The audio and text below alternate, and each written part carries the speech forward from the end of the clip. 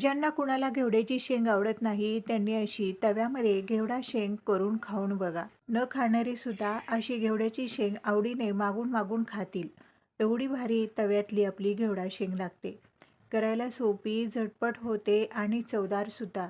गावाला तव्यामध्ये घेवडा शेंग कशी करतात त्याच पद्धतीने आज आपण घेवडा शेंग करणार आहोत. चला करूया. नमस्कार, माझ्या स्वयंपाकघरात तुमचं मनापासून स्वागत. इथं घेवड्याच्या शेंगा बघा, नीट करून 2 वेळा पाण्याने चांगल्या स्वच्छ धुवून घेतल्या आहेत. घेवड्याच्या शेंगाची भाजी करताना एकदम ताज्या ताज्या कवळ्यालूस आपल्याला शेंगा घ्यायच्या आहेत.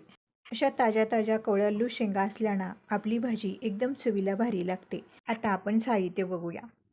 1 चमचा बारीक कुटून घेतलेला लसूण, 2 चमचे भाजलेला शेंगदाण्याचा कूट, 1 चमचा घरचा मसाला आणि चवीप्रमाणे मीठ. एवढ्या मोजक्या साहित्यात आपण घेवड्याची शेंग करणार आहोत. गॅसवर तवा ठेवून घेतला. तव्यामध्ये 1 चमचा तेल घातलं. तेल गरम झालं की यामध्ये जिरे, मोहरी घालून घ्यायची आहे. जिरे, मोहरी चांगली तडतडली की शेंगा घालून घ्यायच्या आहेत. आणि ह्या घेवड्याच्या शेंगा आपल्याला तेलामध्ये 1 मिनिटभर चांगल्या परतून घ्यायच्या आहेत. तेलामध्ये अशा शेंगा चांगल्या परतून घेतल्यामुळे आपली भाजी चवीला एकदम भारी लागते.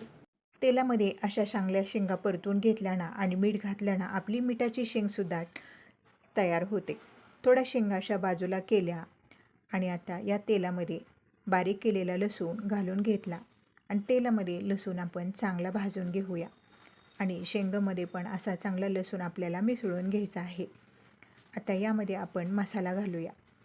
तुम्ही तुमच्या आवडीप्रमाणे यामध्ये मसाले आवडेल ते तुम्ही घालून घेऊ शकता. मसाला घातल्यावर चांगला मसाला या शेंगामध्ये आपल्याला मिसळून घ्यायचा आहे. आता आपण यामध्ये मीठ घालूया.